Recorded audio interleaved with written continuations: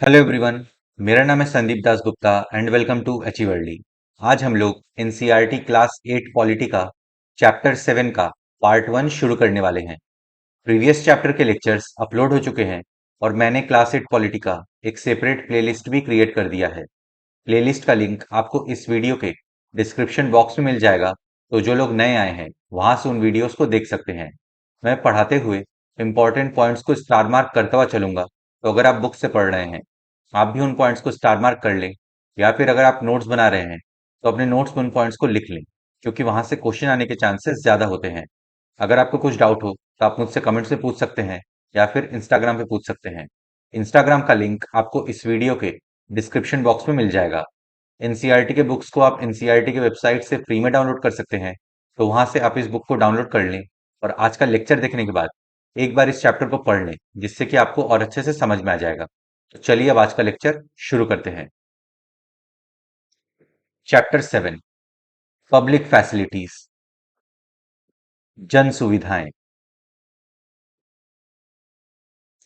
आज हम लोग चैप्टर 7 के पार्ट 1 को कवर करेंगे। इसमें हम लोग water and the people of Chennai के बारे में पढ़ेंगे, water as part of the fundamental right to life के बारे में पढ़ेंगे, पब्लिक फैसिलिटीज के बारे में पढ़ेंगे, द गवर्नमेंट्स रोल के बारे में पढ़ेंगे, और where does the government get money for public facilities के बारे में पढ़ेंगे। तो चलिए अब आज का लेक्चर शुरू करते हैं। Water and the people of Chennai, Chennai के लोग और पानी। Senior government officials like mister Ramagopal live in Anna Nagar, Chennai. Mister Ramagopal senior government officer है, वो अन्ना नगर चेन्नई में रहते हैं। श्री राम गोपाल जैसे आला सरकारी अफसर चेन्नई के अन्ना नगर में रहते हैं। This area looks lush and green with lawns maintained by a generous spring of water. इस एरिया में लॉन्स यानी बगीचे हैं और हरे भरे हैं, और यहाँ पे बहुत अच्छे से पानी का छिड़काव किया जाता है। भरपूर पानी के छिड़काव के कारण हरे भरे बाग बगीचों वाला ये इलाका खासा आकर्षक है। Bungalows here have tap water for major part of the day. पूरे दिन भर नलों में पानी रहता है। यहाँ के नलों में 24 घंटे पानी रहता है। On days when the water supply is inadequate, Mr. Ramagopal speaks to a senior official whom he knows in the municipal water board, and a water tanker is easily arranged for his house. जब पानी का supply कम होता है तब mister रामागोपाल municipal water board के एक senior officer से बात कर लेते हैं, तो उनके घर पे पानी के टैंकर की व्यवस्था हो जाती है। जब पानी की आपूर्ति कम होती है तो श्री रामागोपाल नगर जल निगम में परिचित एक बड़े अफसर से बात करते हैं और फौरन उनके लिए पानी के टैंकर का इंतजाम हो जाता है। Like most areas of the city, Subramanian's apartment in Mylapore suffers from water shortage. शहर के ज्यादातर हिस्सों की तरह सुब्रमनियन के अपार्टमेंट में, जो कि माइलापुर में है, वहां पे भी पानी का शॉर्टेज है। शहर के ज्यादातर इलाकों की तरह माइलापुर में सुब्रमण्यन के अपार्टमेंट में भी पानी की कमी है। This area gets municipal water once in 2 days। Mylapore में 2 दिन में एक बार पानी आता है। यहां नगर पालिका 2 दिन में एक बार पानी उपलब्ध कराती है। A private borewell meets some of the residents water needs. Mylapore के कुछ रेसिडेंट्स ने अपने प्राइवेट यूज के लिए बोरवेल करवा रखी है, उनकी जरूरतें वहां से पूरी हो जाती है। कुछ लोगों की जरूरतें निजी बोरवेल से पूरी हो जाती है। Borewell water is however brackish, so the residents use it in their toilets and for washing. Borewell से जो पानी लोगों को मिलता है वो खारा होता है, इसलिए रेसिडेंट्स उस पानी को टॉयलेट में यूज करते हैं। लेकिन बोरवेल का पानी खारा है, लोग उसे शौचालय और साफ सफाई के लिए ही इस्तेमाल करते हैं। For other uses water is purchased from tankers. दूसरे कामों के लिए, जैसे पीने के लिए, खाना बनाने के लिए, टैंकर का पानी खरीदना पड़ता है। दूसरे कामों के लिए टैंकरों का पानी खरीदना पड़ता है। Subramanian spends up to ₹500 to 600 per month on buying water from the tankers. Subramanian को महीने में 500 से 600 रुपए खर्च करना पड़ता है पानी खरीदने के लिए। सुब्रमनियन टैंकरों से पानी खरीदने के लिए हर महीने 500 से 600 रुपए खर्च करते हैं। For drinking water, residents have installed water purification systems in their homes. पीने के पानी को साफ करने के लिए लोगों ने अपने घरों में वाटर प्यूरिफायर लगा के रखा है।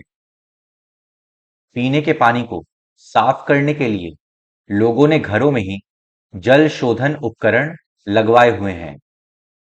Shiva lives on rent on the first floor of a house in Madipakkam and gets water once in 4 days.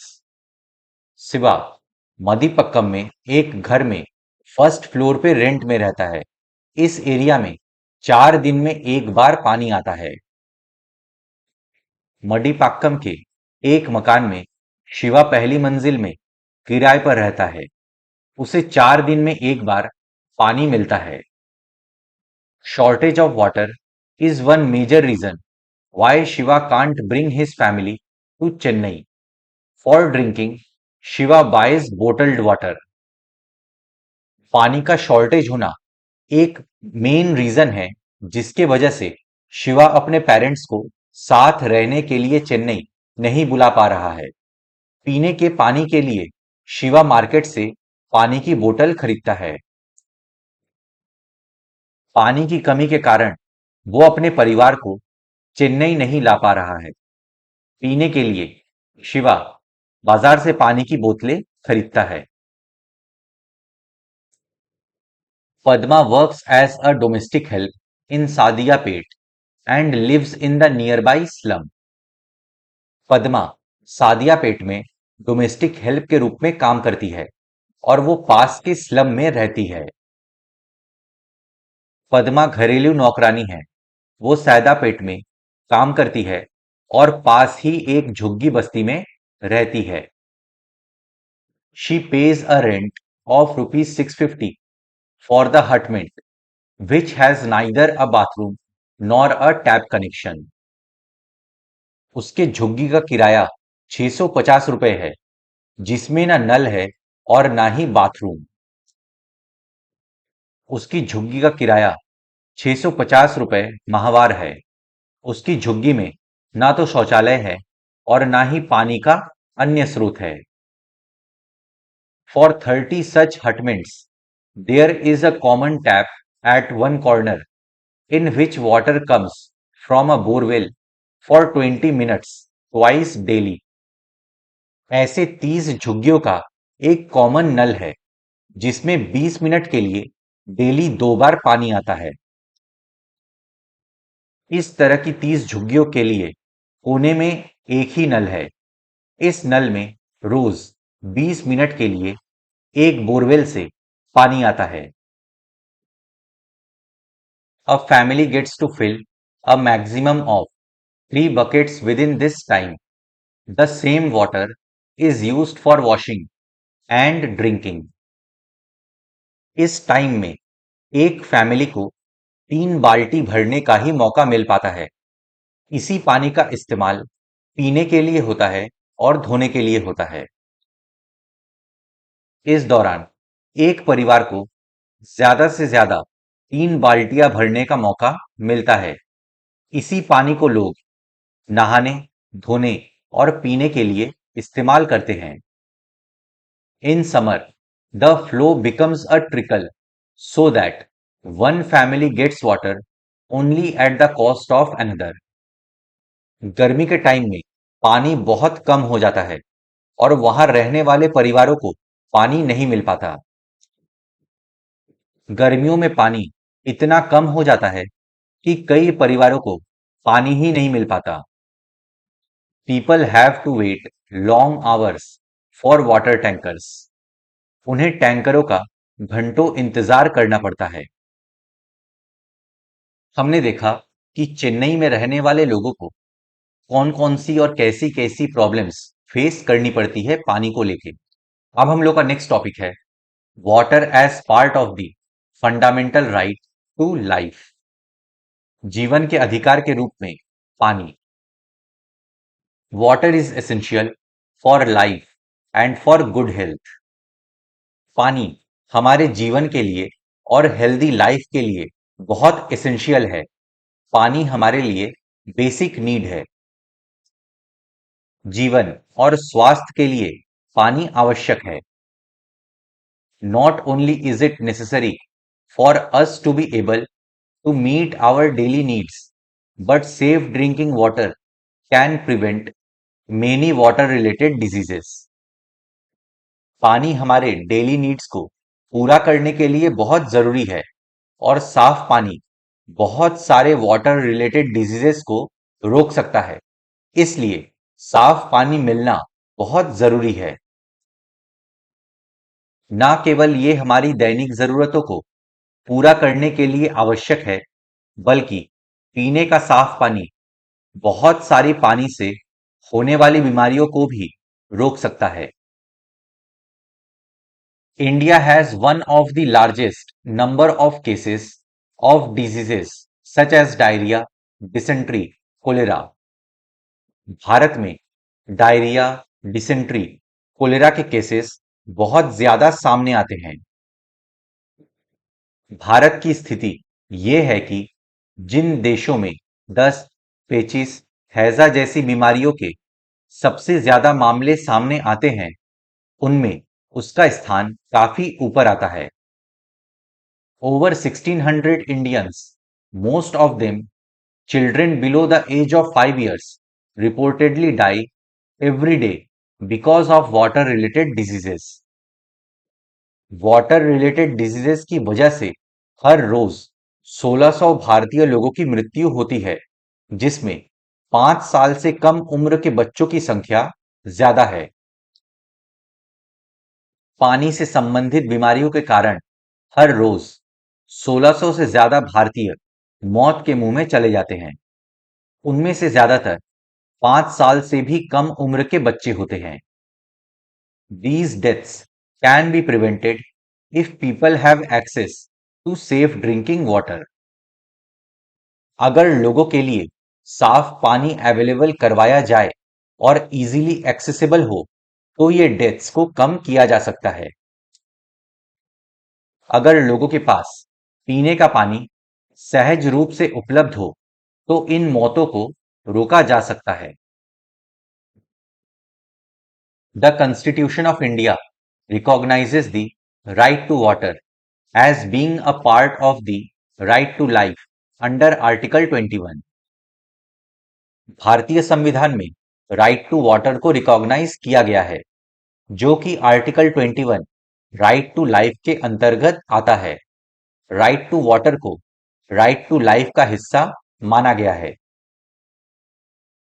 भारतीय संविधान के अनुच्छेद 21 के अंतर्गत पानी के अधिकार को जीवन के अधिकार का हिस्सा माना गया है।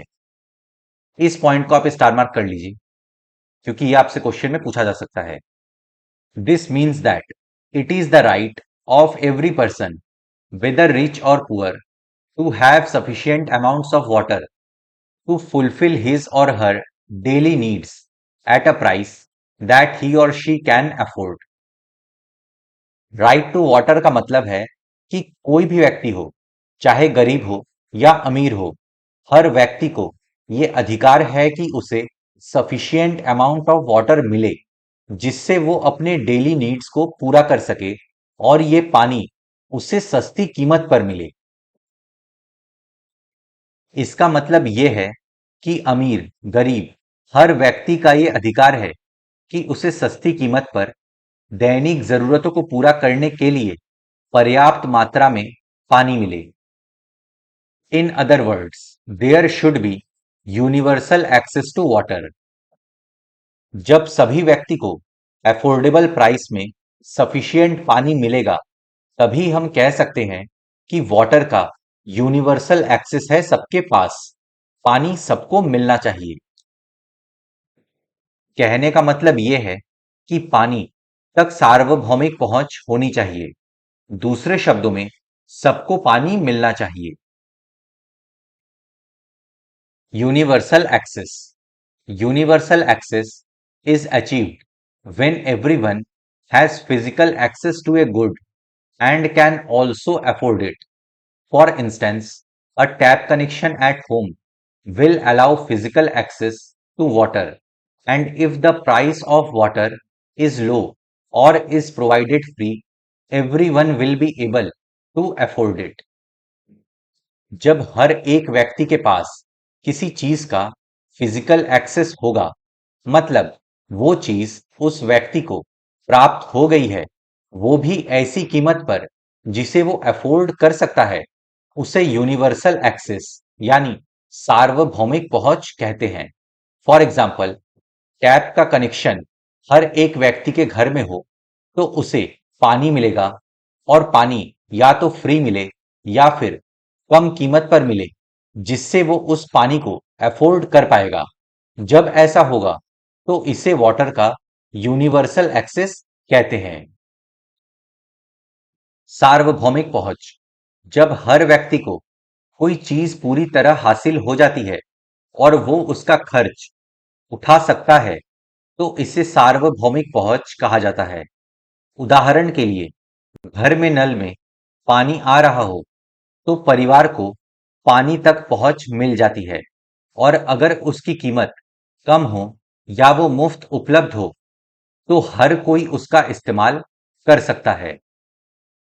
There have been several court cases in which both the High Courts and the Supreme Court have held that the right to safe drinking water is a fundamental right. बहुत सारे केसेस में सुप्रीम कोर्ट और high court ने कहा है कि right to safe drinking water यानी सुरक्षित पेयजल का अधिकार फंडामेंटल राइट है। उच्च न्यायालयों और सर्वोच्च न्यायालयों ने कई मुकदमों में यह कहा है कि सुरक्षित पेयजल का अधिकार भी मौलिक अधिकारों में से एक है। In 2007, the Andhra Pradesh High Court restated this while hearing a case based on a letter written by a villager of Mehboob Nagar district on the contamination of drinking water. Mehboob Nagar district के एक गांव के एक व्यक्ति ने पीने के पानी के कंटामिनेशन पर एक लेटर लिखा, जिसके आधार पर 2007 में हाई कोर्ट ने फिर अपने बात को दोहराया कि right to safe drinking water fundamental right है।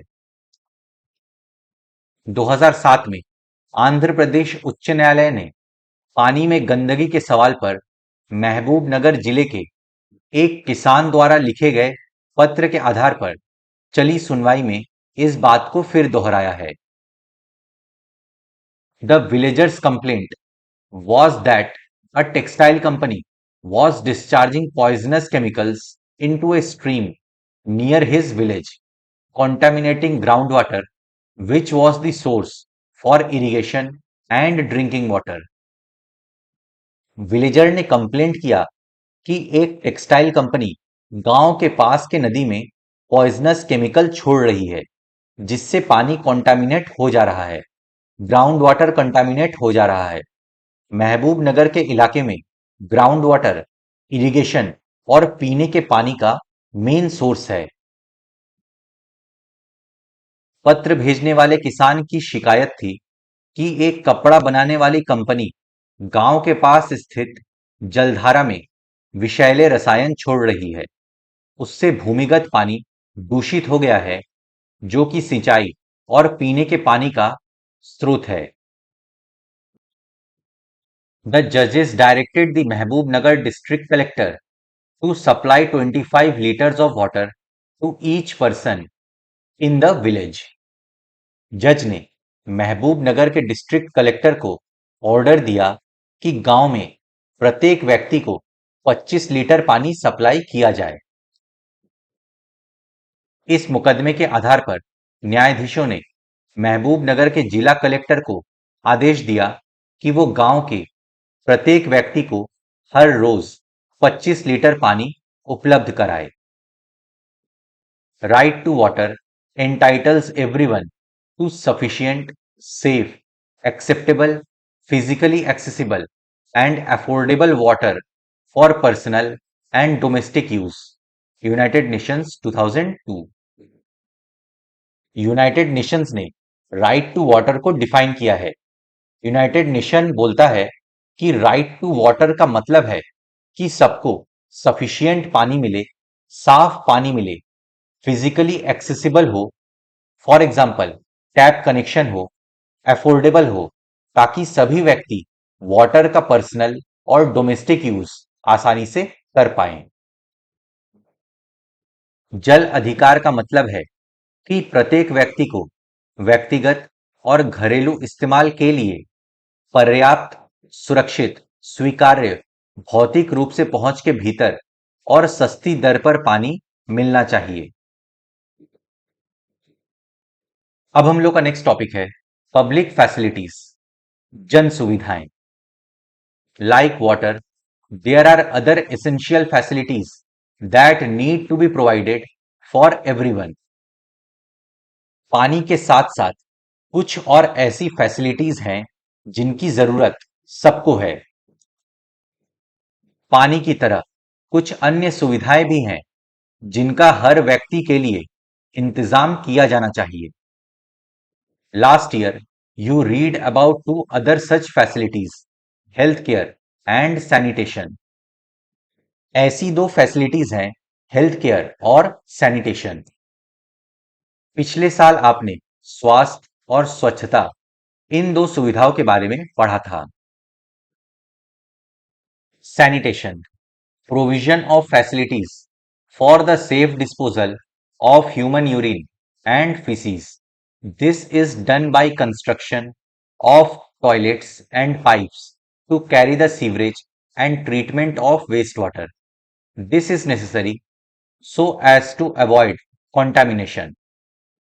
Sanitation यानी स्वच्छता का मतलब साफ सफाई होता है, प्रॉपर फैसिलिटीज हो जिससे ह्यूमन यूरिन और एक्सक्रीटा का सेफ डिस्पोजल हो सके। ये टॉयलेट्स बना के, पाइपलाइन बना के किया जाता है। वेस्ट वाटर ट्रीटमेंट अवेलेबल हो, कॉन्टामिनेशन से बचने के लिए ये सब जरूरी होता है। स्वच्छता, मानव मलमूत्र को सुरक्षित ढंग से नष्ट करने की सुविधा। इसके लिए शौचालयों का निर्माण किया जाता है और गंदे पानी की सफाई के लिए पाइप लगाए जाते हैं। संक्रमण से बचने के लिए ऐसा करना जरूरी होता है। Similarly, there are things like electricity, public transport, schools, and colleges that are also necessary. These are known as public facilities. दूसरी भी चीजें हैं जो हमारे लिए नेसेसरी है, जैसे electricity, public transport, school, colleges etcetera. इन सबको पब्लिक फैसिलिटीज कहा जाता है। इसी तरह बिजली, सार्वजनिक परिवहन, विद्यालय और कॉलेज भी अनिवार्य चीजें हैं। इन्हें जन सुविधाएं के नाम से जाना जाता है। The important characteristic of a public facility is that once it is provided, its benefits can be shared by many people. Public facilities का एक इंपॉर्टेंट कैरेक्टरिस्टिक होता है और वो ये है कि इसको एक बार प्रोवाइड करने के बाद इसका इस्तेमाल बहुत लोग कर सकते हैं और इसका बेनिफिट भी बहुत लोगों को मिलता है। किसी जन सुविधा की एक महत्वपूर्ण विशेषता ये होती है कि एक बार निर्माण हो जाने के बाद उसका बहुत सारे लोग इस्तेमाल कर सकते हैं। For instance, a school in the village will enable many children to get educated. जैसे एक गांव में अगर स्कूल बनता है तो उसका बेनिफिट गांव के सभी बच्चों को मिलेगा। बहुत सारे बच्चे एजुकेटेड हो सकते हैं। मसलन अगर गांव में एक स्कूल बना दिया जाए तो उससे बहुत सारे बच्चों को शिक्षा मिलती है। Similarly, the supply of electricity to an area can be useful for many people. Farmers can run pump sets to irrigate their fields. People can open small workshops that run on electricity. Students will find it easier to study, and most people in the village will benefit in some way or the other.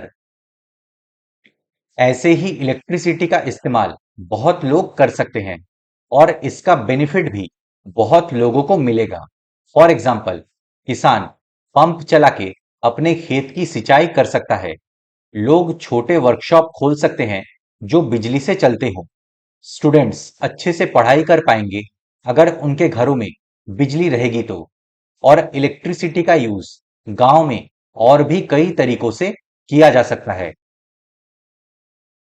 इसी तरह किसी इलाके में बिजली की आपूर्ति बहुत सारे लोगों के लिए फायदेमंद हो सकती है।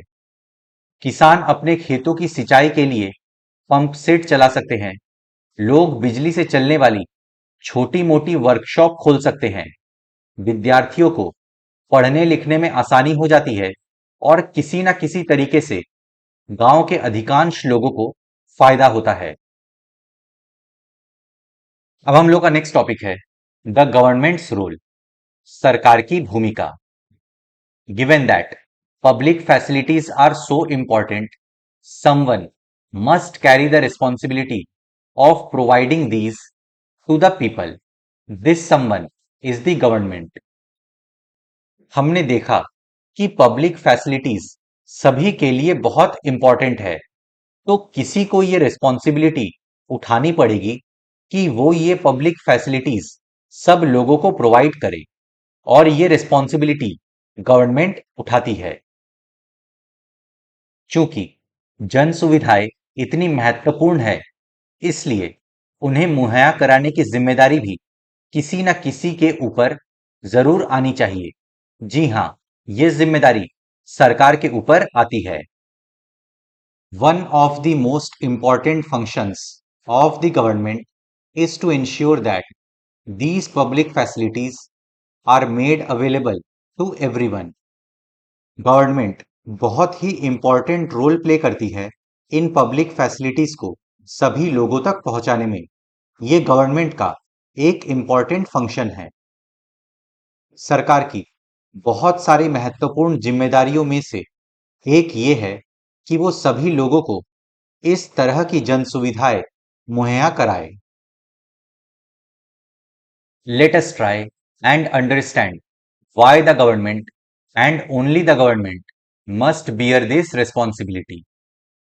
आइए इस बात को समझे कि ये जिम्मेदारी सरकार और केवल सरकार को ही क्यों उठानी चाहिए। We have seen that private companies operate for profit in the market. हमने पढ़ा है कि जो प्राइवेट कंपनीज होती हैं वो मार्केट में प्रॉफिट कमाने के लिए काम करती हैं। हम देख चुके हैं कि निजी कंपनियां मुनाफे के लिए चलती हैं। Company, a company is a form of business set up by people or by the government. Those that are promoted and owned by individuals or groups are called private companies. For example, Tata Steel is a private company, whereas Indian Oil is a company run by the government. Company एक तरह का business setup होता है जिसे कुछ लोग या फिर सरकार चलाती है। जब कंपनी किसी एक व्यक्ति या फिर कुछ लोगों के समूह द्वारा चलाई जाती है तो उसे प्राइवेट कंपनी कहते हैं। For example, Tata steel private company है और इंडियन ऑयल गवर्नमेंट कंपनी है क्योंकि इसको सरकार चलाती है। कंपनी कंपनी एक तरह की व्यावसायिक संस्था होती है जिसकी स्थापना कुछ लोग या सरकार करती है। जिन कंपनियों का संचालन और स्वामित्व निजी समूहों या व्यक्तियों के हाथ में होता है उन्हें निजी कंपनी कहा जाता है। उदाहरण के लिए टाटा स्टील एक निजी कंपनी है जबकि इंडियन ऑयल सरकार द्वारा संचालित कंपनी है। In most of the public facilities, there is no profit to be had. For example, what profit can accrue to a company for keeping the drains clean or running an anti-malaria campaign? ज्यादातर जो public facilities होती हैं उसमें कोई profit नहीं होता है। For example, अगर किसी कंपनी को ड्रेन साफ करने का काम मिले या फिर एंटी मलेरिया कैंपेन चलाना हो तो इसमें उसे कोई प्रॉफिट नहीं मिलेगा। ज्यादातर जन सुविधाओं में मुनाफे की गुंजाइश नहीं होती। उदाहरण के लिए नालियों को साफ रखने या मलेरिया रोधी अभियान चलाने से किसी कंपनी को क्या मुनाफा हो सकता है। A private company will probably not be interested in undertaking such work. तो ऐसे कामों के लिए प्राइवेट कंपनीज इंटरेस्टेड नहीं होगी। फलस्वरूप कोई निजी कंपनी इस तरह के कामों में दिलचस्पी नहीं लेगी। But for other facilities such as schools and hospitals, private companies may well be interested. लेकिन कुछ ऐसे भी पब्लिक फैसिलिटीज हैं जिनके लिए प्राइवेट कंपनीज इंटरेस्टेड होंगी और वे उन पब्लिक फैसिलिटीज को चलाना भी चाहेंगी क्योंकि उसमें उन्हें प्रॉफिट मिल सकता है। For example, school, hospital etcetera.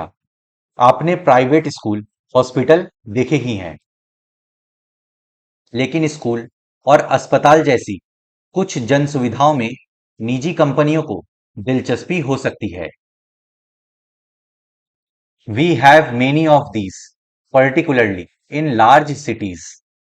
हमारे पास इस आशय के बहुत सारे उदाहरण हैं। Similarly, if you are living in a city, you will have seen private companies supplying water through tankers or supplying drinking water in sealed bottles. अगर आप शहर में रहते हैं तो आपने देखा होगा प्राइवेट कंपनीज टैंकर्स में वाटर सप्लाई करते हैं, सील्ड वाटर बोतल्स बेचते हैं ताकि ड्रिंकिंग वाटर सप्लाई हो सके। अगर आप शहर में रहते हैं तो आपने कई जगह निजी कंपनियों को टैंकरों या सील बंद बोतलों के जरिए पानी की आपूर्ति करते हुए भी देखा होगा। In such cases, private companies provide public facilities but at a price that only some people can afford.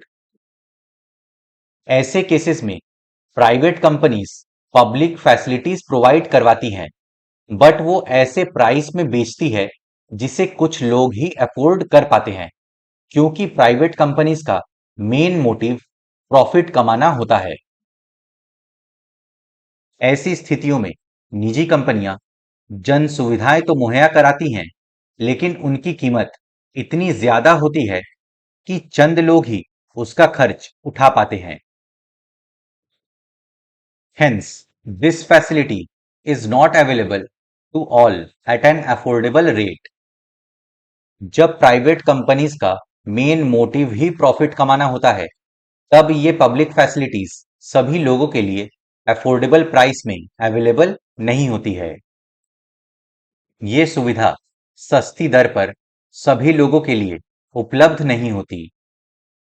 If we go by the rule that people will get as much as they can pay for, then many people who cannot afford to pay for such facilities will be deprived of the opportunity to live a decent life. जो जितना पे करेगा उसे उतनी ही public facilities available होगी।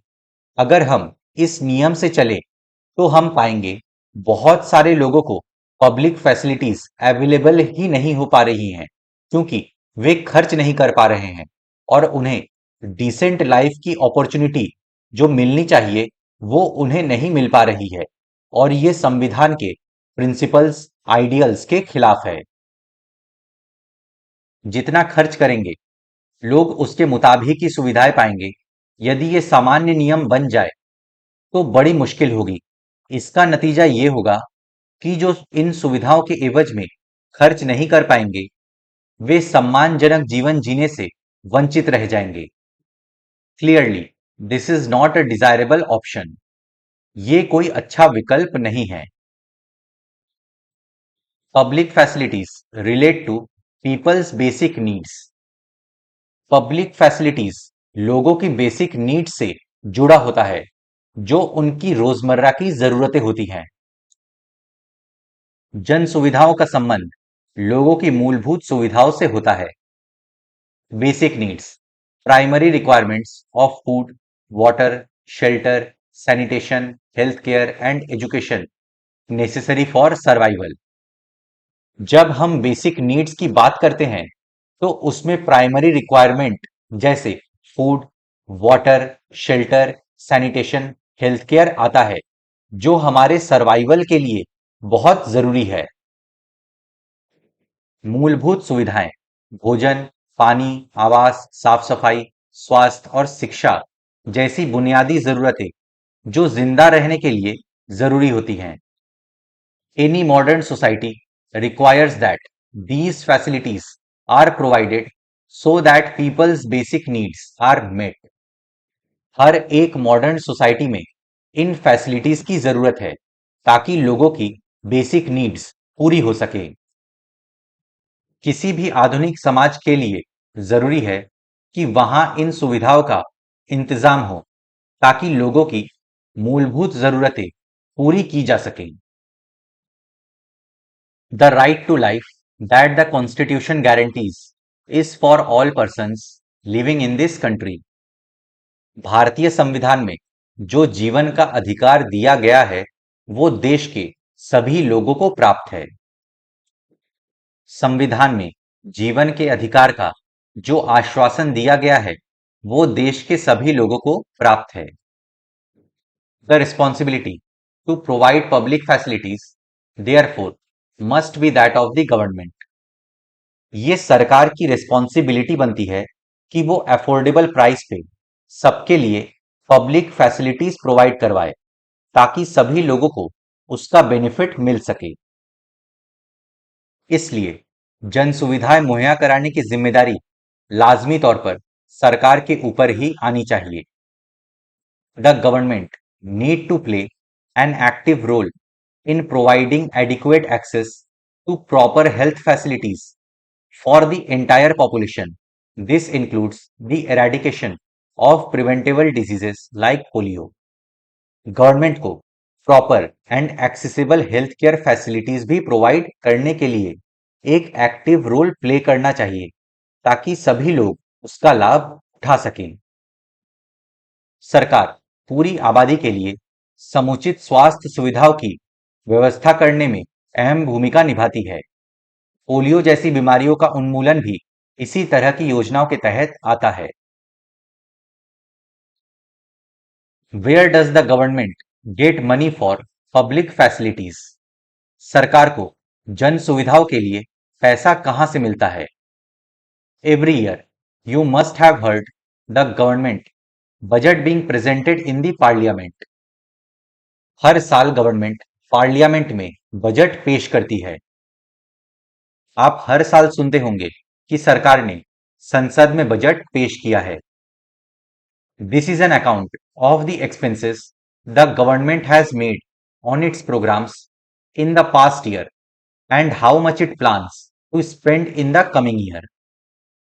Budget के जरिए government ये बताती है कि पिछले साल सरकार ने प्लान्स, स्कीम्स, प्रोग्राम्स में क्या खर्चे किए हैं और आने वाले साल में कहां कहां और कितना खर्च करने वाली है। बजट के जरिए सरकार अपने नफे नुकसान का ब्यौरा पेश करती है। इसमें सरकार पिछले साल के खर्चों का खाता पेश करती है और अगले साल के खर्चों की योजना सामने रखती है। In the budget, the government also announces the various ways in which it plans to meet these expenses.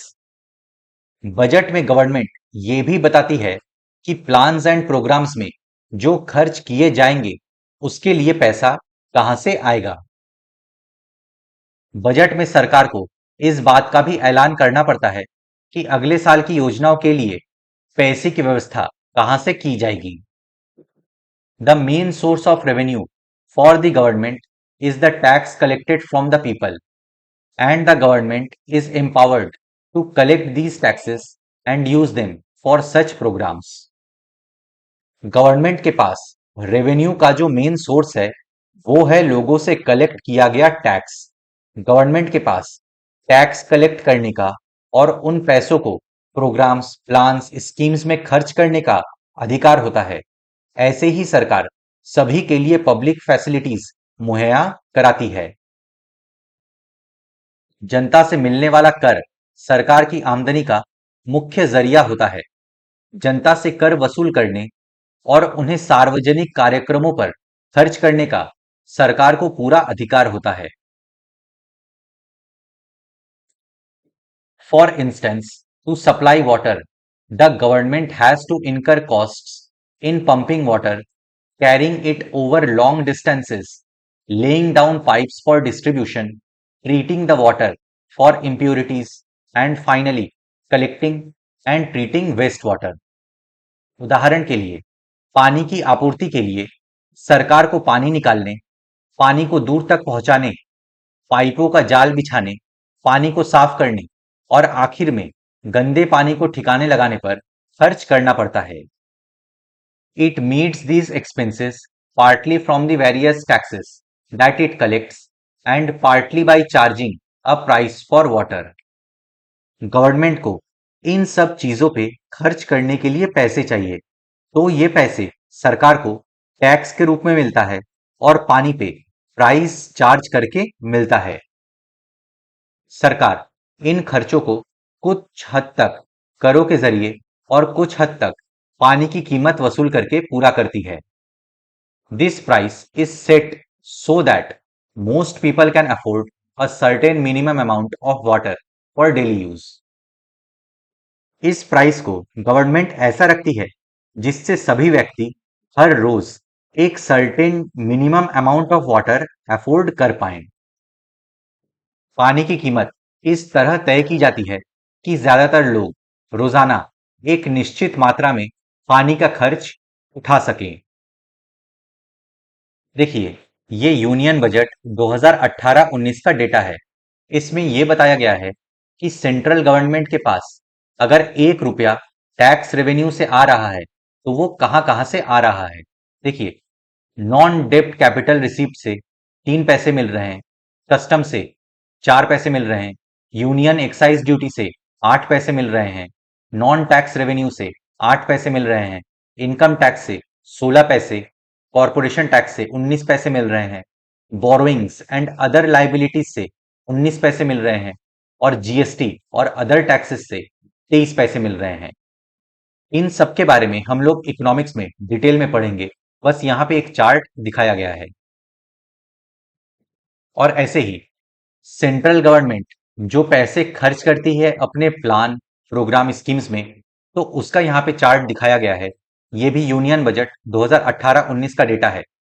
अगर गवर्नमेंट 1 रुपये खर्च करती है तो पेंशन में 5 पैसे जाते हैं, अदर एक्सपेंडिचर में 8 पैसे जाते हैं, finance commission and other transfer में 8 पैसे जाते हैं, सब्सिडीज में 9 पैसे जाते हैं, डिफेंस में 9 पैसे जाते हैं, सेंट्रली स्पॉन्सर्ड स्कीम में 9 पैसे जाते हैं, सेंट्रल सेक्टर स्कीम में 10 पैसे जाते हैं, इंटरेस्ट पेमेंट्स में 18 पैसे, स्टेट के share of taxes and duties में 24 पैसे जाते हैं। इन सब के बारे में भी हम लोग डिटेल में इकोनॉमिक्स में पढ़ेंगे। तो इसी के साथ हम लोग का चैप्टर 7 का पार्ट 1 समाप्त होता है। नेक्स्ट लेक्चर में हम लोग चैप्टर 7 के पार्ट 2 को कवर करेंगे। उसमें हम लोग इन टॉपिक्स को एक एक करके देखेंगे। तो फ्रेंड्स, इसी के साथ हम लोग का आज का लेक्चर यहाँ पे समाप्त होता है। मैं आशा करता हूँ कि आपको सब कुछ समझ में आ गया होगा। अगर आपको फिर भी कुछ डाउट है तो आप मुझसे कमेंट्स में पूछ सकते हैं या फिर इंस्टाग्राम पे पूछ सकते हैं। अपने फ्रेंड्स के साथ इस वीडियो को शेयर करें। वीडियो पसंद आए तो लाइक करें, चैनल को सब्सक्राइब करें। मैं मिलता हूं आपसे नेक्स्ट लेक्चर में।